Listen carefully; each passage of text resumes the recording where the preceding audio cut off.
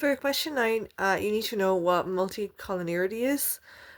So this is when basically two or more variables are telling you almost the same thing. So instead of giving you like new information, it's just the same information given again because they're overlapping heavily. So when two variables are very similar, so for example, is like IQ and like leaving cert results or IQ and SAT score, they're very similar. The model that is trying to give you a prediction on the final year score, the model will struggle to tell you which one is really responsible. So which one of these two variables that are very similar is actually responsible for having the highest level of prediction in terms of final year score.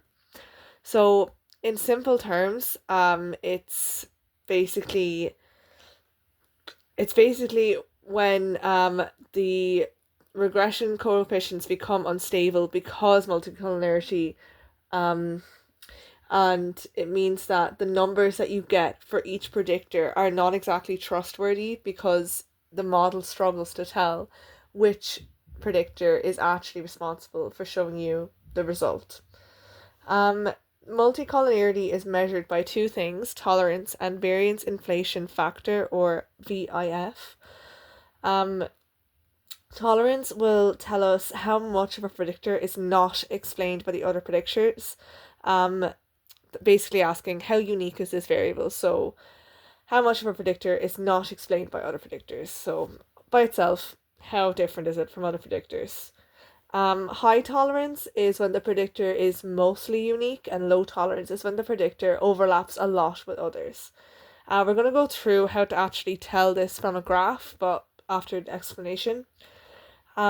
Variance inflation factor, or VIF, tells us how much the variance of a regression coefficient is inflated because of the overlap of other predictors. So that's a little bit confusing, but it's basically asking how much is this predictor's importance estimate being distorted because of overlap. So how much is the predictor's estimate being distorted because of the overlap? So if um, a variable is very similar to another variable, they can overlap and they can combine by accident. The model can think that some of that overlap is actually from a different variable.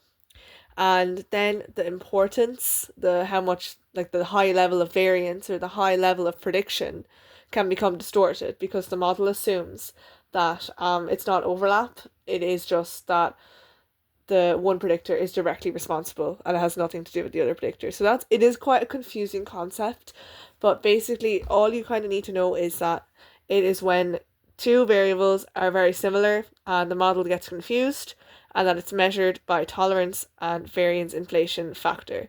We're going to go through now question 9 and how to answer this using this information. So we're going to look directly at tolerance and VIF now in an exam context. So the question 9 is asking, let me just find it here. So it is asking for Model 2. So we're only going to be looking at Model 2 for this question. The results suggest that multicollinearity is, and then you have all these options. So to eliminate a couple of options, not relevant for this model, multicollinearity is always relevant in correlation. That is never going to be the answer. It's always relevant. It's always important to check for multicollinearity to check because it ensures the reliability of the model.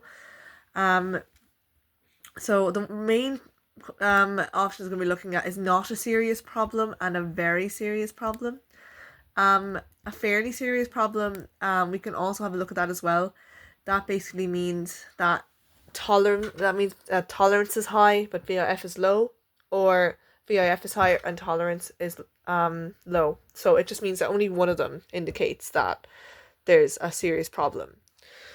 But we'll go down now to the coefficients table and we'll just check for Model 2. Model 2 is checking for working memory capacity and first year exam score. So we're going to go over here to collinearity statistics, and we see here we have tolerance and VIF.